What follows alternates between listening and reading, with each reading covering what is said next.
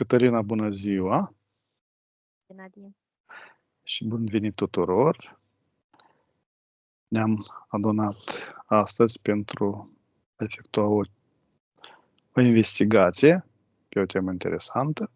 Sper să vă placă. Așa, Cătălina oferă corpului poziția cea mai comodă pentru a se relaxa cât mai mult.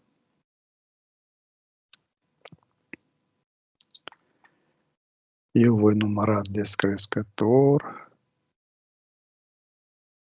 de la 5 la 1 și în timp ce eu voi număra, corpul tău se va relaxa. 5. Simți cum corpul tău începe să se relaxeze. Din ce în ce mai mult.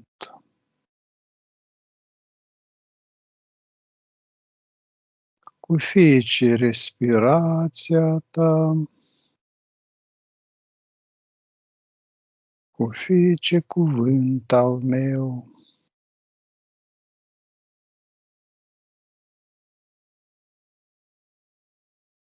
patru.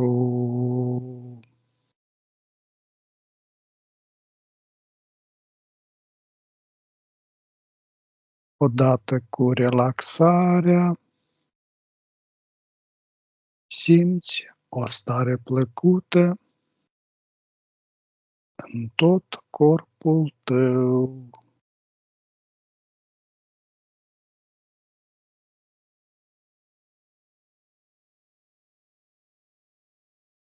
3.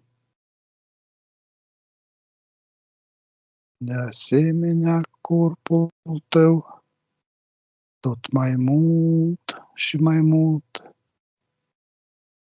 se îngreunează.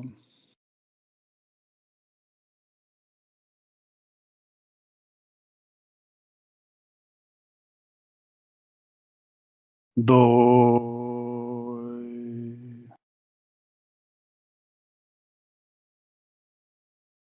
Toate gândurile te părăsesc. Nimic nu te mai deranjează.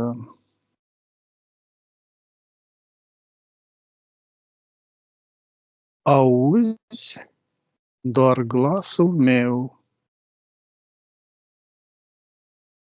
Eu te voi coordona și te voi însoți tot parcursul acestei sesiuni.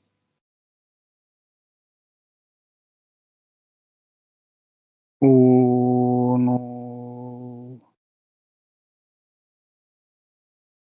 Ești relaxată total. Ești detașată total.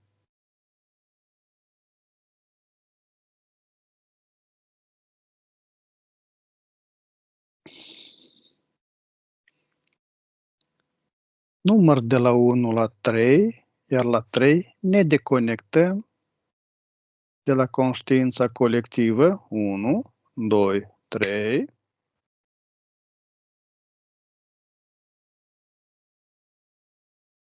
La 3 ne întâlnim în spațiu hipnotic. 1, 2, 3. Cum găsești spațiu? Îl găsesc curat, stabil. Bine.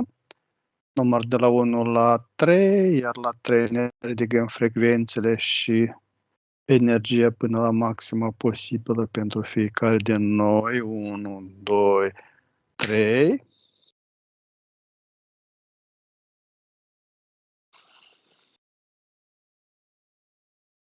Cătălina. Număr de la 1 la 3, iar la 3 mergi în data de 12 aprilie anului 1961 și vezi tot ce se petrece în legătură cu nava cosmică Vostok 1 cu primul cosmonaut Yuri Gagarin. 1, 2, 3.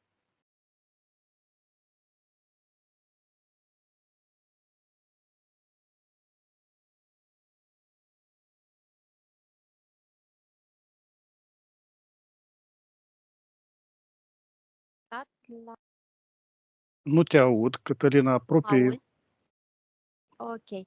M-am conectat la o stare de foarte mare agitație. Așa.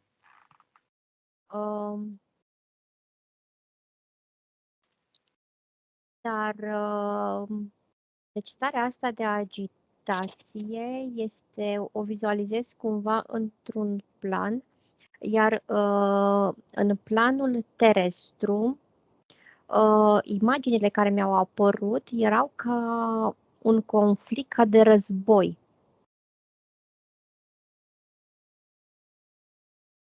Într-un fel, starea aceea de agitație pe care o observ în navă este condiționată de starea care era la sol. Într-un fel, sunt niște informații contradictorii și ceea ce se transmite către navă au un impact asupra cosmonautului, ceva care nu îi este clar și nici măcar nu respectă procedurile pe care știe că trebuie să le respecte.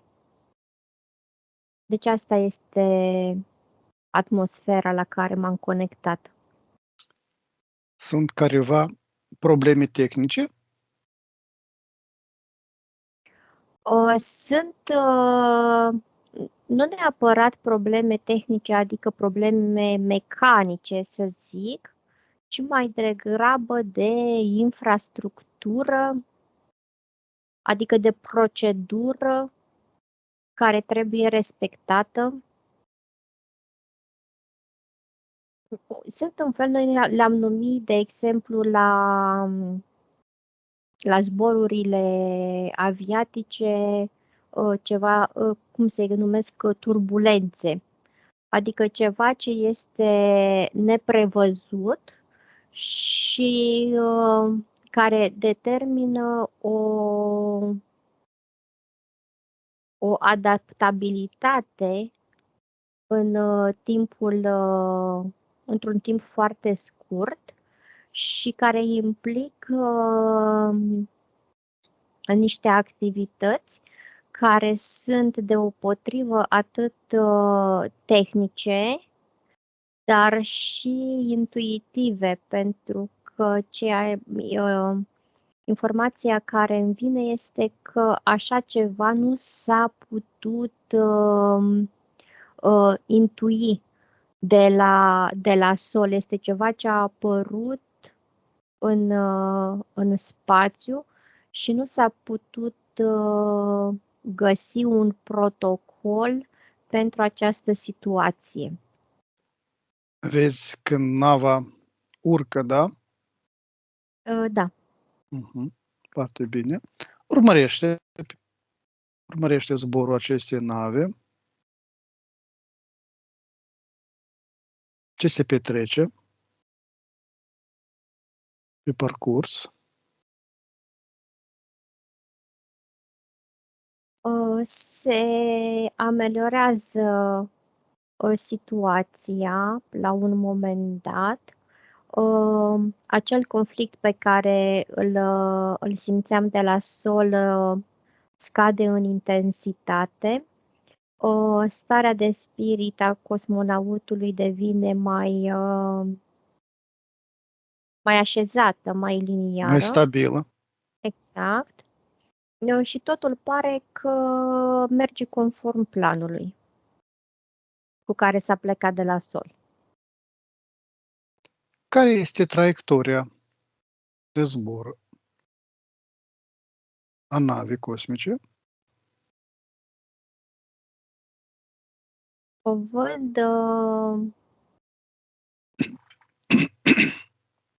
plutind, să zic așa, navigând în jurul Pământului. Dar informațiile nu sunt neapărat informațiile pe care le colectează nu sunt neapărat referitoare la Pământ. Este ca și cum ar sonda anumite spații, anumite planete, ca o acumulare de informații pentru alte misiuni. Un prim contact cu informații care nu au putut fi înțelese sau captate de la sol. Și acum mi-apare în prim plan Luna ca satelit. Ce raporturi transmite către Sol referitor la Lună, la spațiu, la...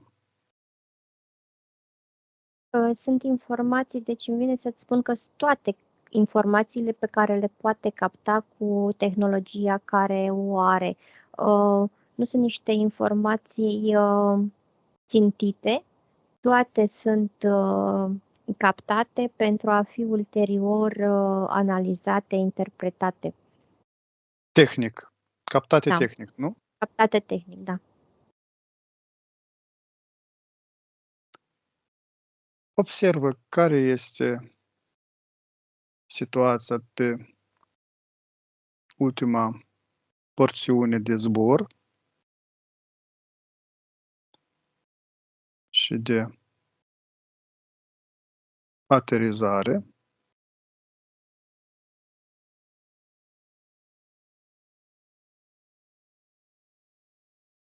Eu am senzația că a fost ceva neprevăzut în modul de aterizare, ceva ce nu s-a luat în calcul, ceva ce a dus la un impact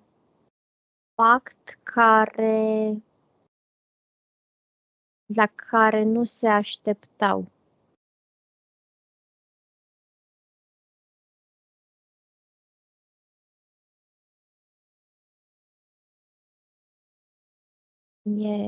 Văd într-un fel corpul fizic al lui Yuri deteriorat de modificările care au apărut în momentul coborârii. Adică atâta timp cât a fost în misiune, a fost ok, adică toate semnele lui vitale și tot ce s-a monitorizat referitor la starea lui de sănătate au fost în niște parametri care au oscilat foarte puțin și care au fost conform cu simulările care s-au întâmplat la sol. Acum, în momentul aterizării, văd că Sunt niște schimbări care nu au fost prevăzute, niște schimbări în funcționarea corpului fizic. Cum are loc aterizarea? Este împreună cu capsula sau este separat? Nu, îl văd. Nu știu, deci am o senzație foarte ciudată când ai întrebat, pentru că văd capsula asta aterizând, dar totodată văd,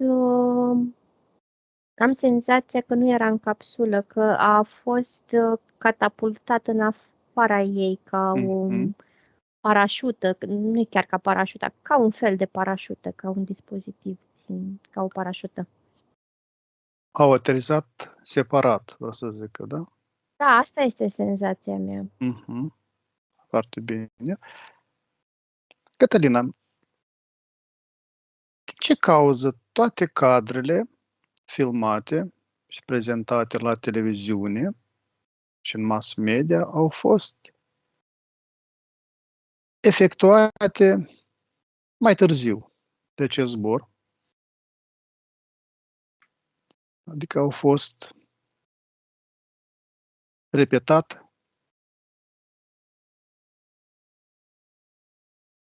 efectuate pentru a fi prezentate.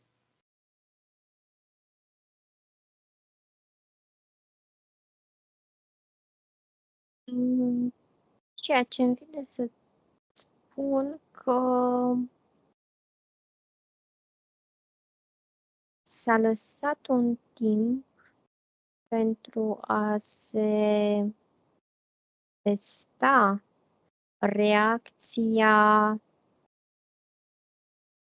reacția populației,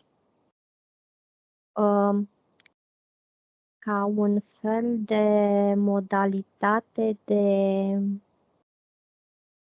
a modifica modul în care se percepe o informație, să zicem așa, cu caracter excepțional, extraordinar și din comun. Adică a crescut cu cât au trecut zilele, cu atât a crescut gradul de nerăbdare de a afla informația și în același timp văd că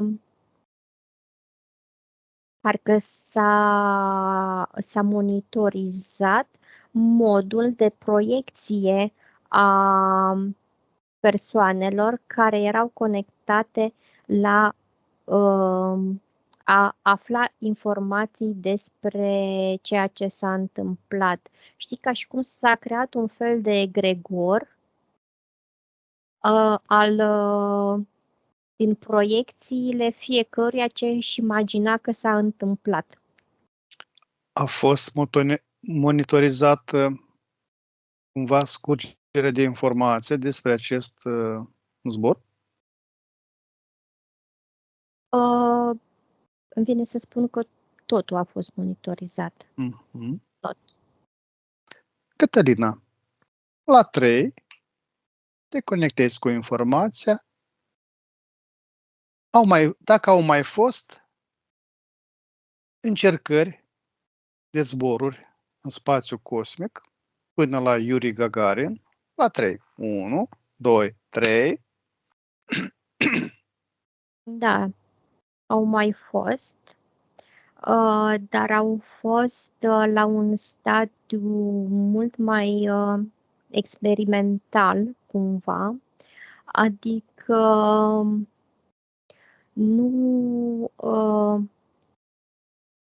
au fost efectiv pentru a reuși să să îmbunătățească toată procedura pentru a fi pentru momentul acesta când a fost făcută publică, adică se știa că va fi o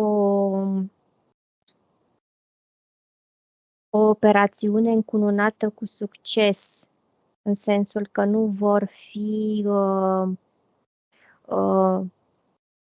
pierderi de vieți omenești sau distrugeri semnificative cu impact asupra populației. Cătălina, Dar din... ceea ce văd eu este că au fost diverse experimente cu animale la bord, diverse animale. Ce animale? Deci văd în prima fază un fel de șobolan, ceva de genul ăsta, la care s-a încercat să se monitorizeze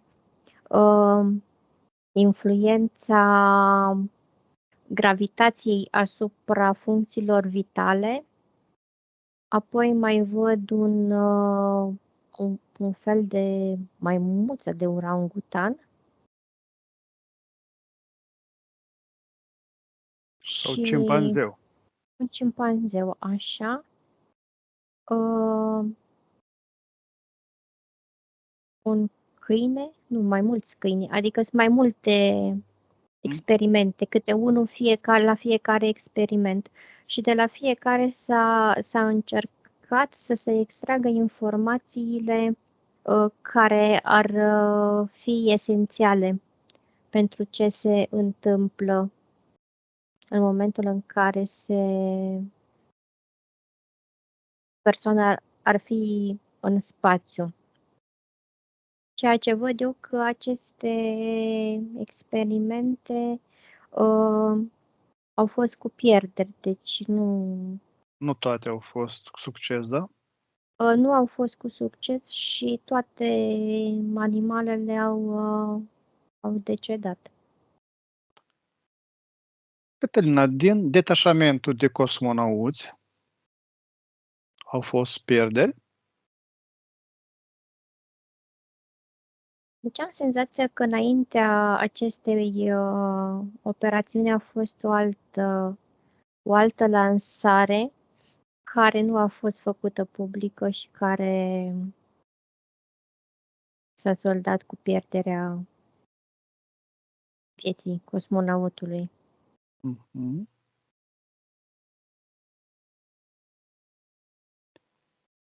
Cătălina, acum observă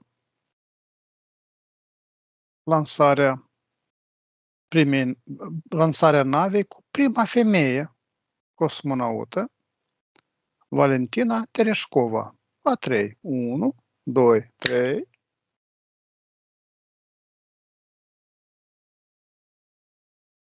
Da? Observă pe parcursul zborului. Sunt careva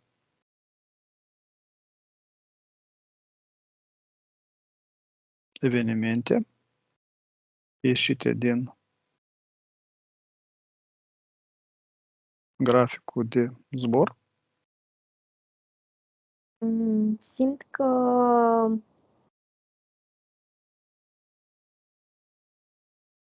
sunt niște modificări la nivel fizic care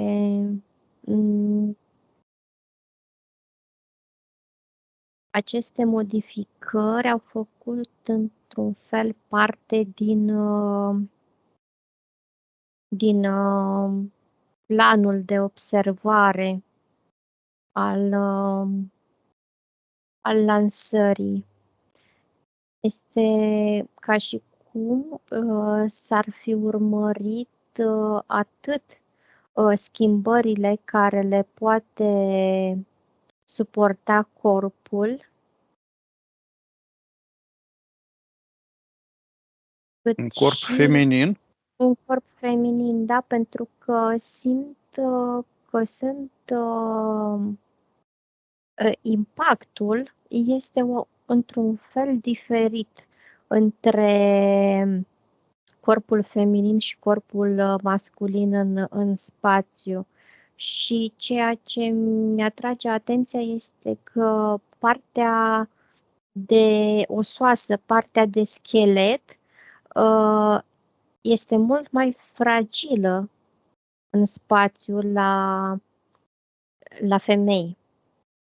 Și se produce un fel de alungire, să zic cumva, o instabilitate mai mare a articulațiilor față de la bărbați.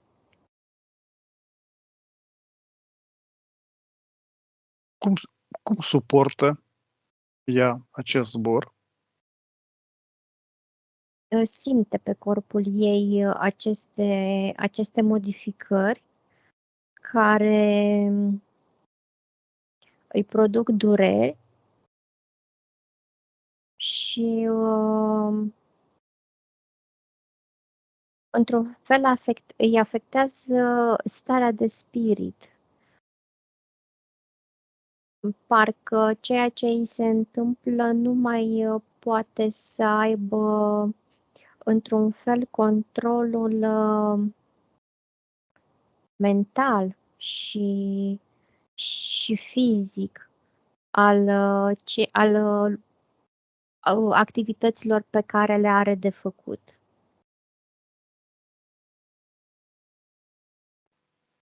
Este în panică?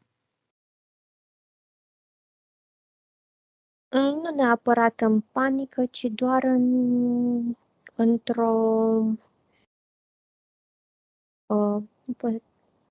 furie este prea mult spus, dar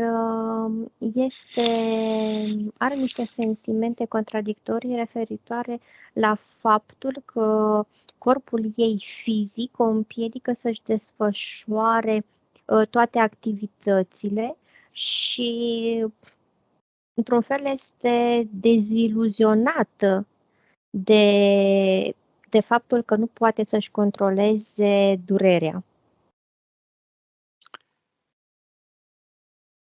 Bine. Cătălina, observ ce se petrece în acest moment în spațiu eteric.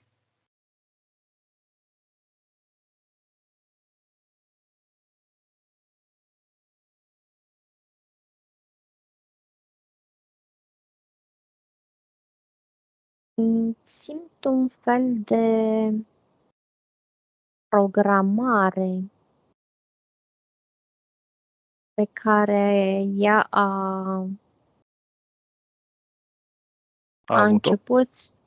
început să devină conștientă de ea în momentul în care au început să simtă aceste disfuncționalități.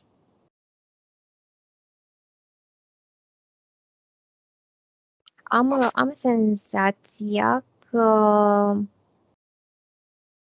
se știa dinainte de la sol, de când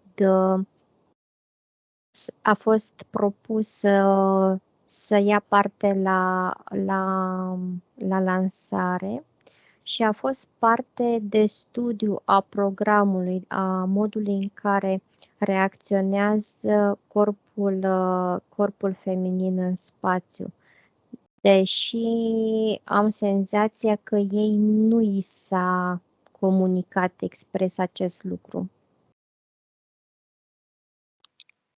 Au fost careva programe induse ei la sol pentru a atesta preventiv acest zbor? Da, așa, asta este senzația mea.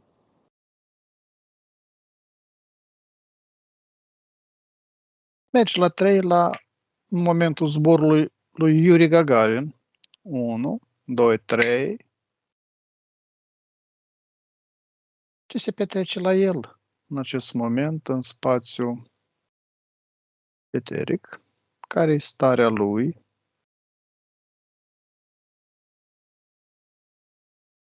Eu îl văd profund conectat la ceea ce este el, la ceea ce simte el. Este mult mai puternic, energetic, emoțional, fizic, deci din toate punctele de vedere, mult mai pregătit ca ființă umană întreagă. Asta este senzația. Că este foarte bine echilibrat, mult mai bine echilibrat. Starea psihofiziologică este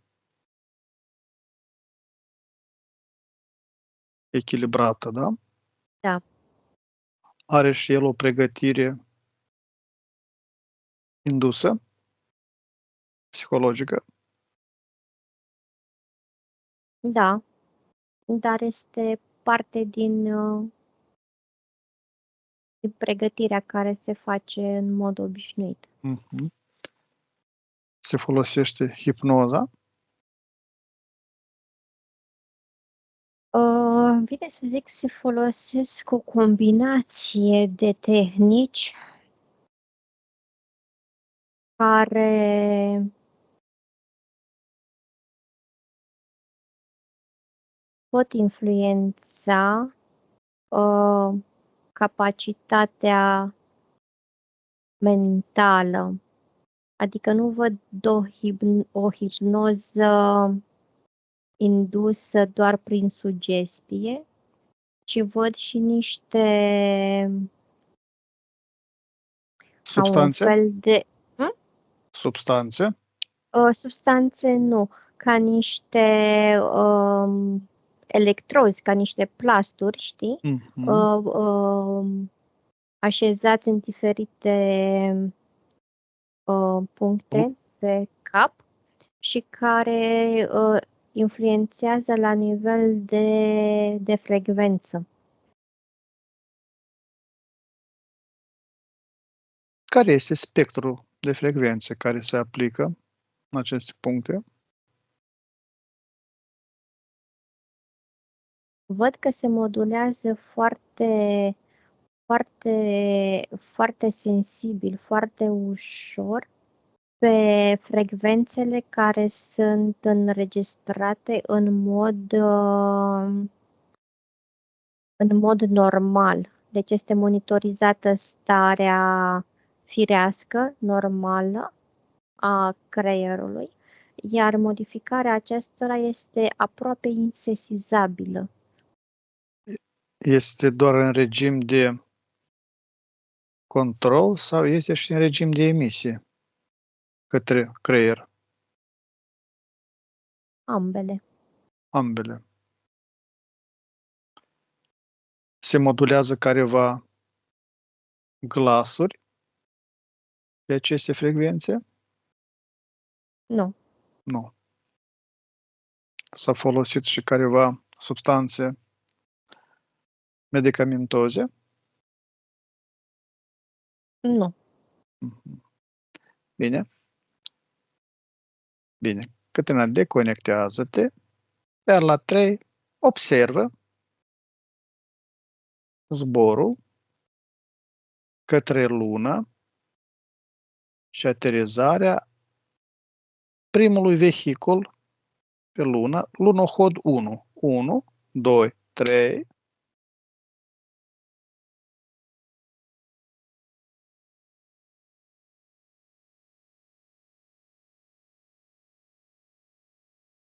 Da. Vezi această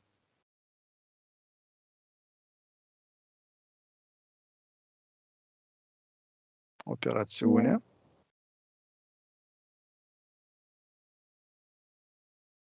Nu. Am o senzație că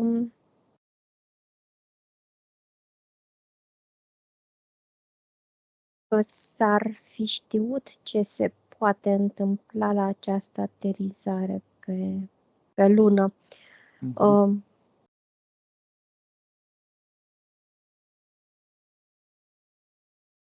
Totuși, nu știu, mi se suprapun așa niște imagini ca și cum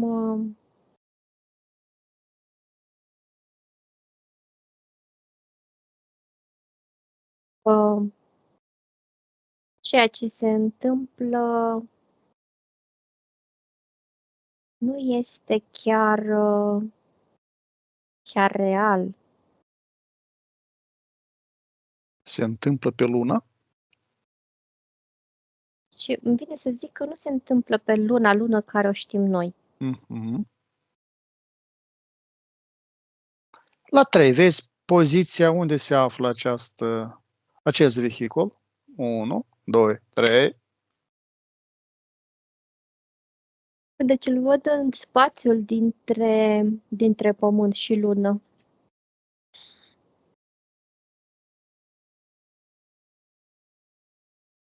E ca ceea ce aterizează este un fel de proiecție a Lunii, un fel de hologramă a Lunii.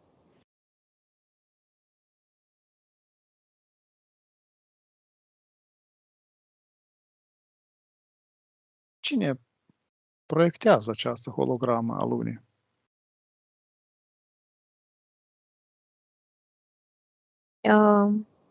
Civilizația care trăiește pe Lună și care nu vrea să permită contactul direct, explorarea aceasta pe care se vrea să se facă.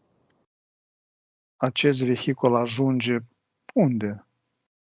Este o proiecție, este ceva, o hologramă, nu este materială. Da, dar există senzația că este material. Ca și cum ar exista o dublură Mhm, identică. mhm. Bine, atunci, Cătălina, la 3 observi nava cosmică Apollo 11, care zboară spre lună și aterizează pe lună. La 3, 1, 2, 3. Deci am aceeași senzație că nu este luna originală. Mhm. Cătălina, la 3 mergi la nava Apollo 11, în capsula unde se află acești astronauți și observă. Ei se află în navă care își va lua zborul. La 3, 1, 2, 3. Da. Observă zborul și unde ei aterizează.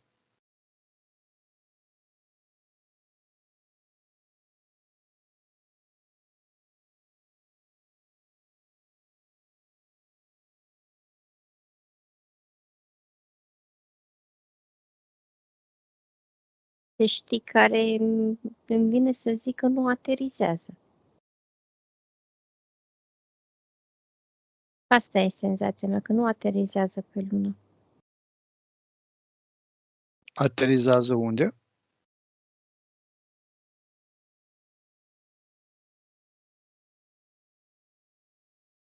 E un spațiu care nu are nicio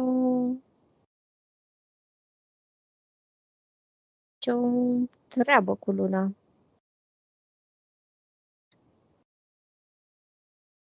Și toate filmările care au fost transmise în regim online la televiziunea americană, de unde au fost filmate? Dintr-un spațiu ca un platou de filmare imens. A fost un fel de diversiune pentru a demonstra lumii că tehnologia lor este mult mai performantă decât al URSS, cred că, al Rusiei.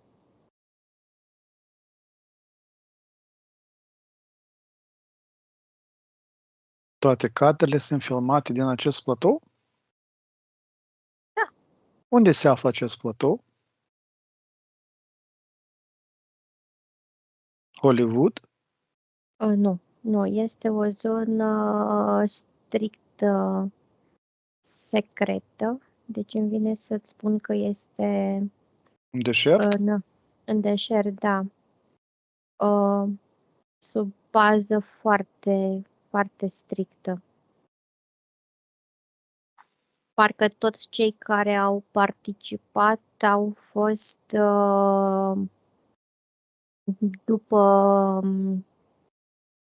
după ce s-a încheiat toată această acțiune, au fost supuși unor proceduri care Le-a șters memoria, da? le-a șters memoria, bucata aceea de Spațiul, da, memorie da. dintre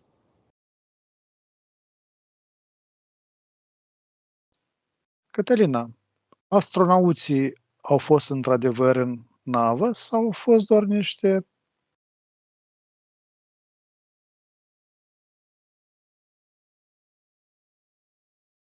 Nu, deci senzația mea este că s-a făcut această lansare fizică cumva, dar ea nu a ajuns pe lună. Deci a ajuns A aterizat înapoi pe sol, da? da, ca și cum ar fi un avion, știi?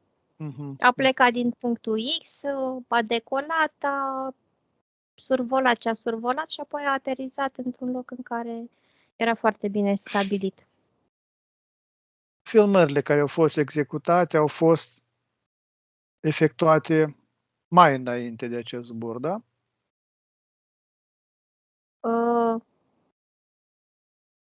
Unele da, unele nu.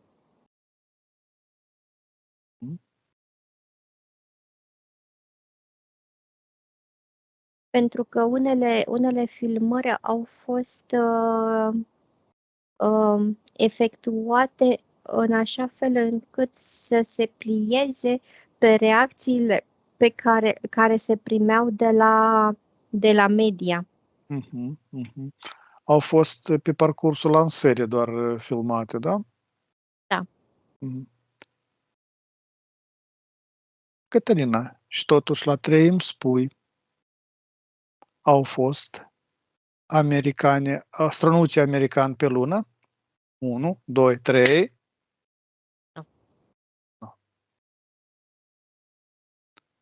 Nu au fost nimeni pe lună. Nu. Nici chinezii,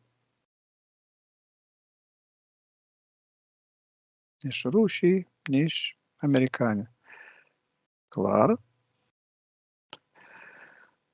Cătălina, acum la 3, mergi în momentul lansării navei spațiale Challenger de pe mâsul Canaveral. 1, 2, 3.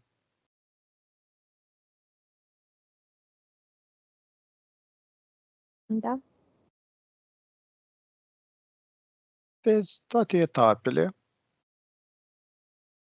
ei, ce se întâmplă în momentul lansării.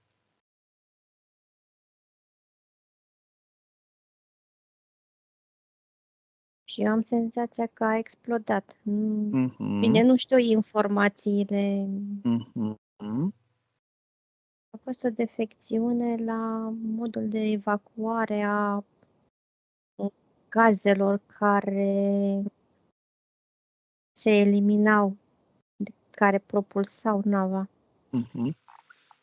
Cătălina, te reîntorci la momentul înainte de a se lansa, observă sunt astronauți la bordul acestei nave?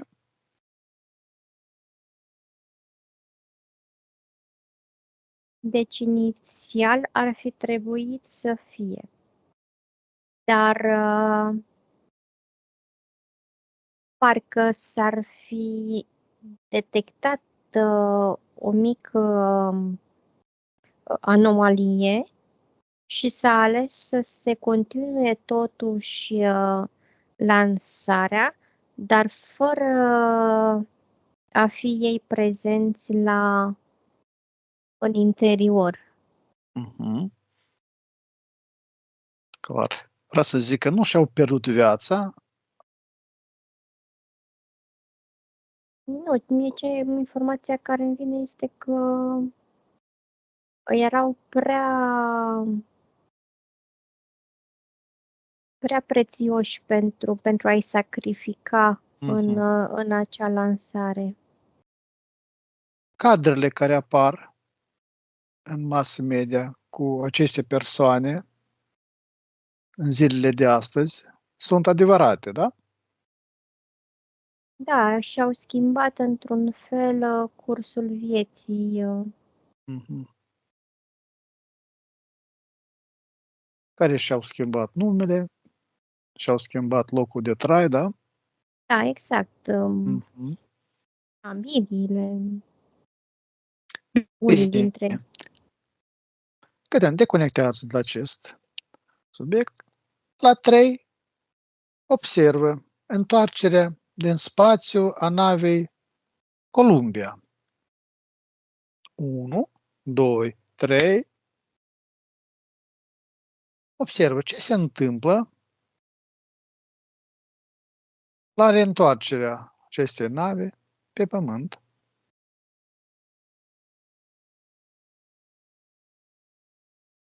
Eu văd că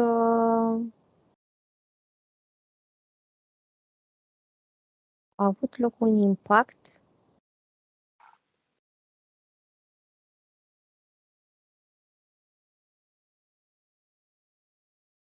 Un impact care a dezintegrat mare parte din ea. Acest impact când a avut loc?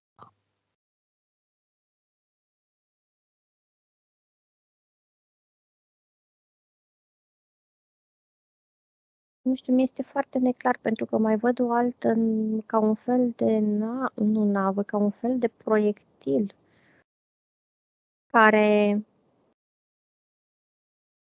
care a făcut Deterioreze? să se deterioreze, da.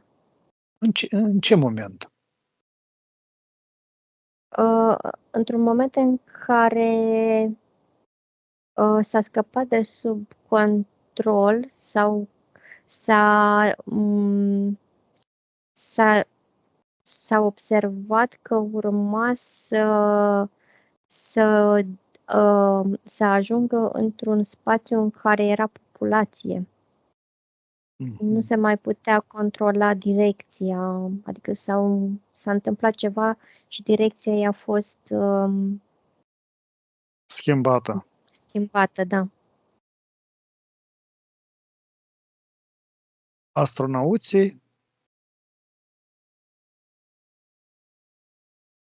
au decedat, da? Da. Dar a fost un fel de sacrificiu minim care s-a făcut față de ceea ce se putea întâmpla dacă ateriza unde se preconiza. Cătălina, observă la momentul lansării Columbiei de pe Terra. Are loc ceva? Observă momentul. La 3. 1, 2, 3.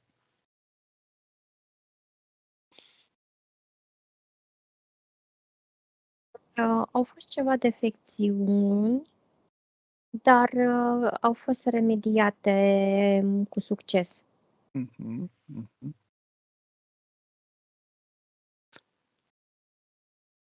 Foarte bine. Deconectează-te de la această întrebare. Cătălina. Stația cosmică care se află acum pe orbită. La 3 observi dacă este pe orbită, dacă zboară. 1, 2, 3. Da, este. Este. Da. Are și cosmonauți, astronauți la bord. Nu fizici. Nu fizici. Are un fel de roboți, aș putea să zic, care sunt proiectați ca și corpuri fizice, să zic, aproape identice fizice. Sunt proiectați cu tehnologia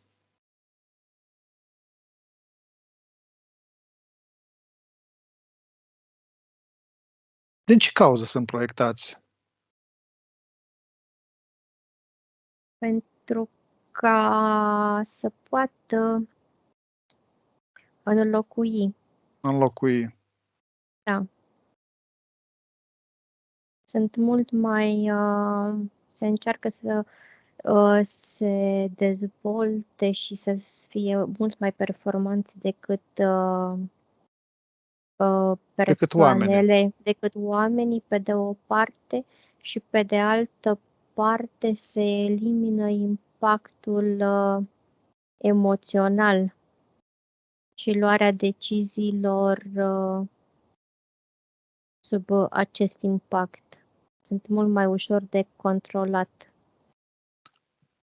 Cătălina, toate cadrele care sunt filmate de pe această stație, unde sunt efectuate? Deci pe asta eu le văd că sunt într-adevăr în spațiu. În spațiu unde anume?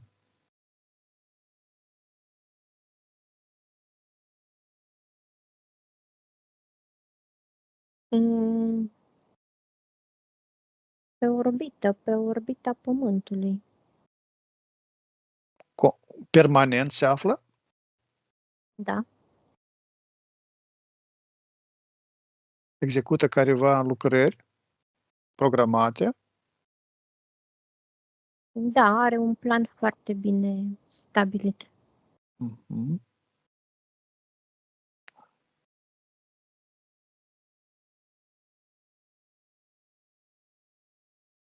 Câți acum astronauți sunt la bord? Am aceeași senzație că nu sunt fizici. Iarăși, nu sunt fizici, da? Uh-huh. Sunt holograme și ei? Da.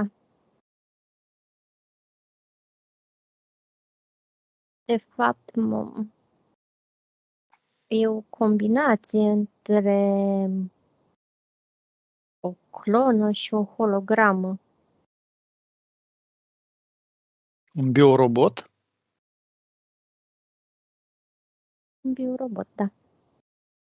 E clona a cuiva, da? Da.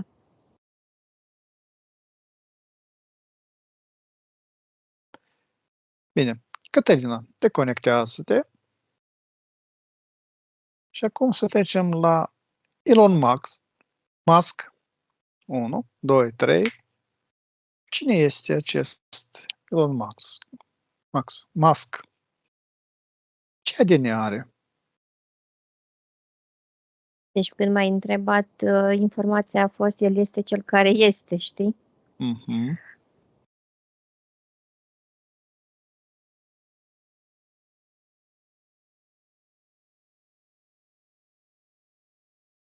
Deci ADN-ul lui e o combinație de structuri care îmbină o inteligență ieșită din comun, o inteligență pe care noi am numit-o de pământeană artificială și o structură de ADN umană. Ce informație îmi vine mie este că ar fi un pionier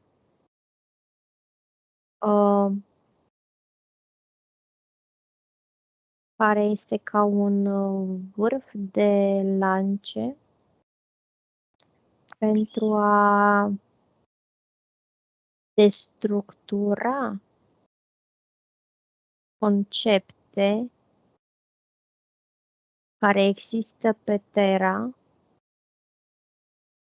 și pentru a pregăti planeta pentru o elevare într-un alt plan.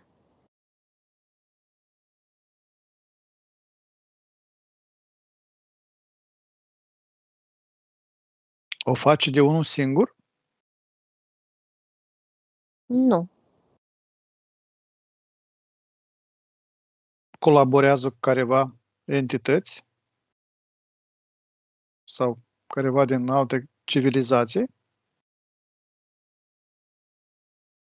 Este din altă civilizație. Nu e... Mhm. Adică Așa. partea lui pământeană, fizică, E doar cea fizică, da? e doar cea fizică, da. Ce civilizație se implică în programele cosmice ale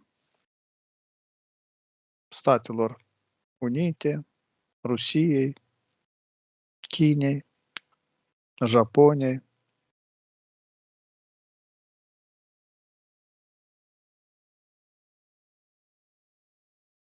Îmi vine o informație care așa mă surprinde. Sunt civilizațiile care au experimentat pe pământ, îmi vine să zic foștii atlanți, au dus în acea zonă de tehnologie și de vibrație.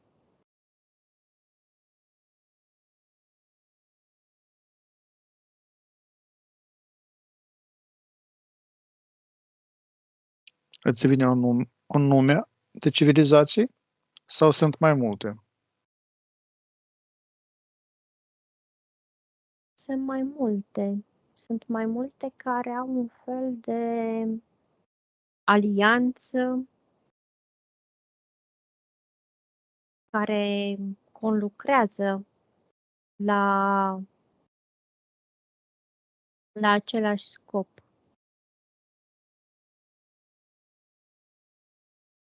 Dar ce informație îmi vine acum este că se dorește în timp o modificare a ceea ce știm noi acum ca rasă umană, o depământenire, îmi vine să zic, adică o pierdere a anumitor părți din corpul nostru mental și emoțional. Într-un fel, e ca și cum ar fi o robotizare la nivel de masă și o conexiune a întregii populații la un anumit sistem care va fi controlat prin intermediul tehnologiilor. Care este scopul?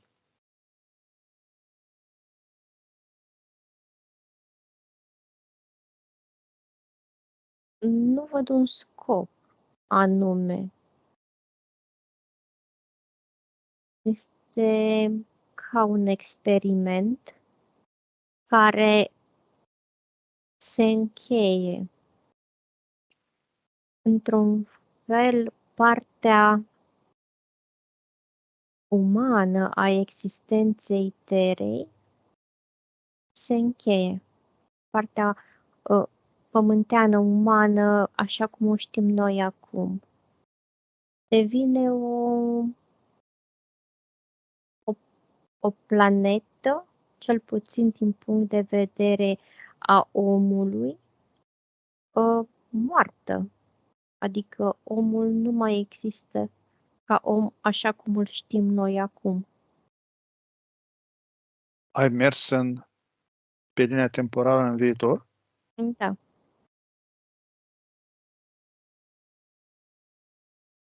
Ce an este? 3600.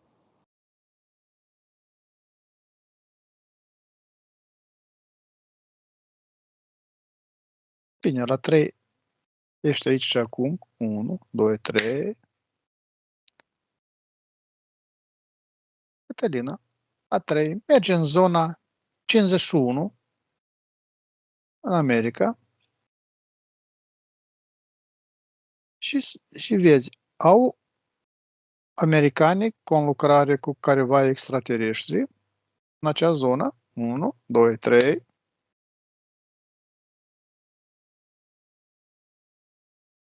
Și da și nu. Percepția mea este că totul este un experiment și se încearcă pe de o parte o legătură din partea Statelor Unite cu civilizații, cu anumite civilizații pe care le văd cumva mai apropiate de Terra, adică văd niște, ca și cum și-ar fi trimis niște nave în recunoaștere.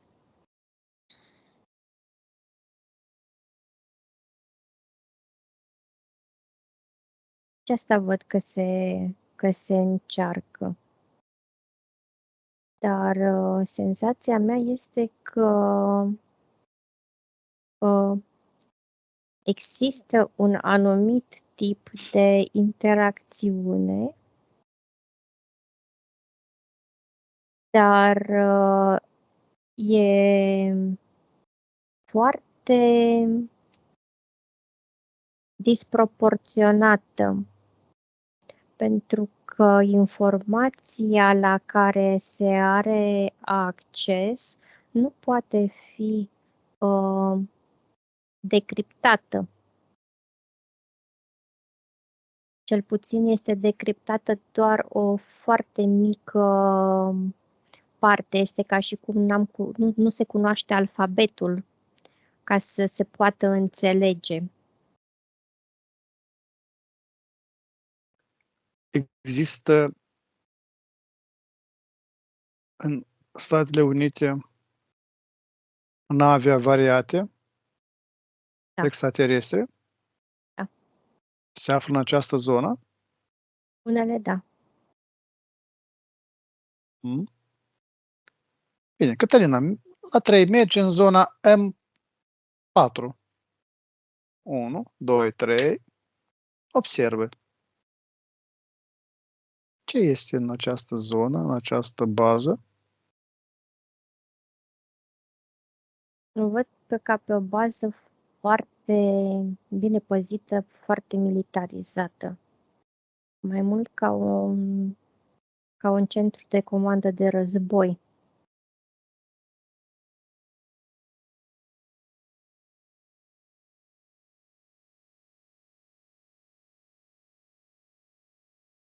În ce stare se află acum, în acest moment? Este funcțională. S-a activat careva regimuri? de alertă? Sunt niște operațiuni în curs de execuție și sunt într-o stare de foarte mare observare,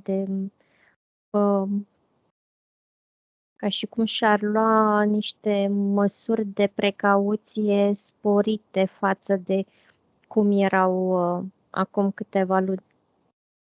Este legat cu ce eveniment sau evenimente? Îmi vine să zic cu mișcările NATO, operațiunilor NATO mai care sunt la vedere și mai ales cele care nu sunt la vedere.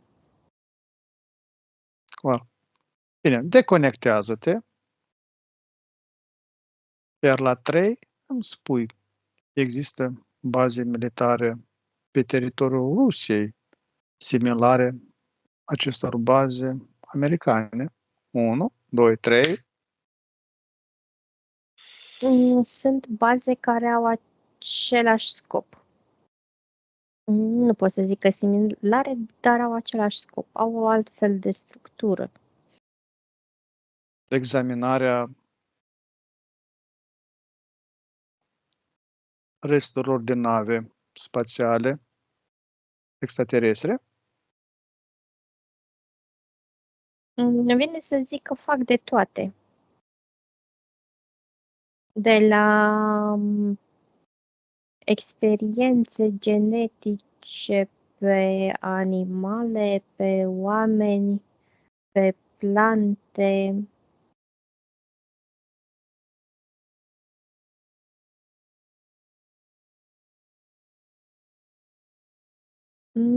Nu văd aici cum vedeam dincolo, existența unor rămășițe din nave. Aici se conlucrează și cu reprezentanții al altor civilizații?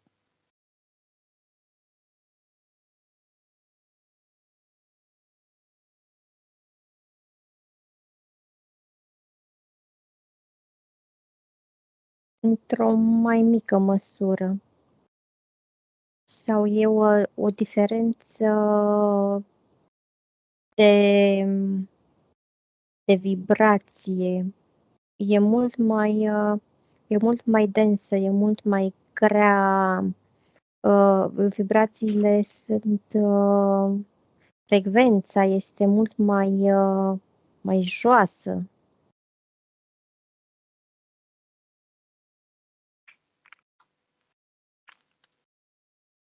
Deci ceea ce simt aici este o energie de luptă, de război, de conflict, de dominare. Laborator pentru arme? Arme nu așa cum le cunoaștem noi. Arme pe care... Biologice, chimice? Da, nici nu avem, cum se cheamă, destulă imaginație să ni le imaginăm că există.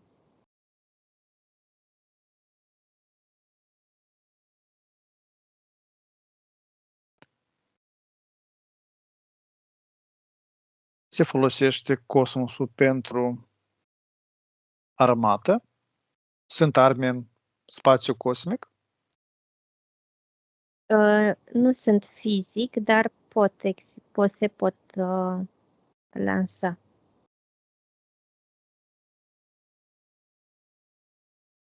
Sunt stații cu menire psihotronică, de acțiune psihotronică asupra populației? Da, există. Nu le văd foarte des utilizate, adică se utilizează cu foarte mare precauție. Din ce cauză? Încă se fac studii pentru a nu avea un impact asupra unei mase de populație foarte mare care să Iasă de sub control. Să iasă exact de sub control, să nu se mai poată fi controlat. S-a observat în multe incendii care au avut loc în America, fluxuri energetice de sus, care au dat foc, au atacat. Este armă din cosmos? Este o armă care poate fi direcționată după necesități. Nu știu dacă nu prea văd eu că e din cosmos, Este dar din avion. Este dintr-un spațiu foarte înalt.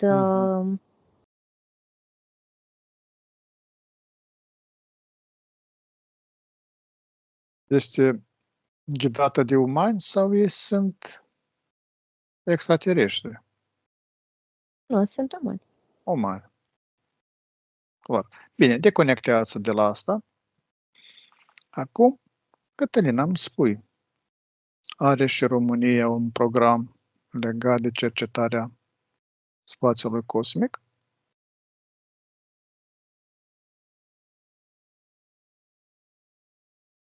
A avut un departament care s-a ocupat, dar acum le văd într-un fel de reorganizare a structurii lui.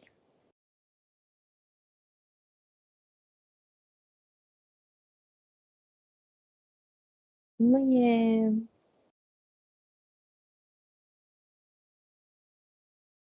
Este ca și cum se încearcă o repoziționare, o nouă strategie a acestui departament. Parcă ar fi parte dintr-o structură mai mare. Are o conlucrare cu alte țări în acest domeniu? Sunt și cooperări, da. Bine.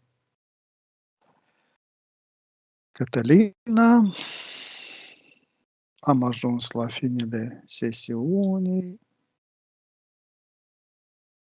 La 3. Te deconectezi de la temă. 1, 2, 3.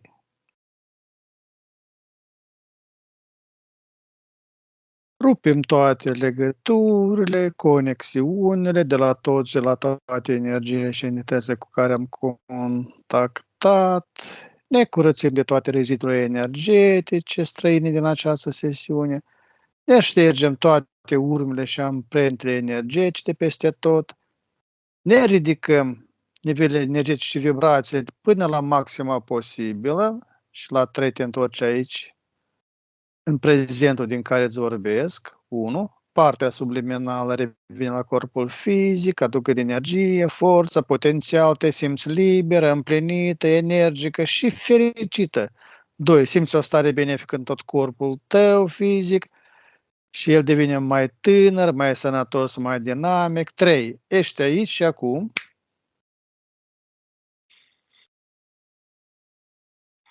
Cătălina, ai fost surprinsă de temă? Da, m-am cam plimbat. Așa a fost investigația. Se sărbează în fosta Uniune. Au fost 12 aprilie, ziua cosmonauticii. Și m-am gândit că o să fie interesant să atingem această temă. Și îți mulțumesc mult pentru zborul care l-ai efectuat în spațiu cosmic. Ai devenit și tu o cosmonaută sau o astronaută. Sper că această temă va fi interesantă și celor care ne va privi. Le urăm numai bine și le mulțumim pentru faptul că ne privesc, ne scriu mesaje călduroase care ne încălzesc inima. Le spunem la revedere, numai bine, așteptăm. Pe curând! Pa, pa, pe curând!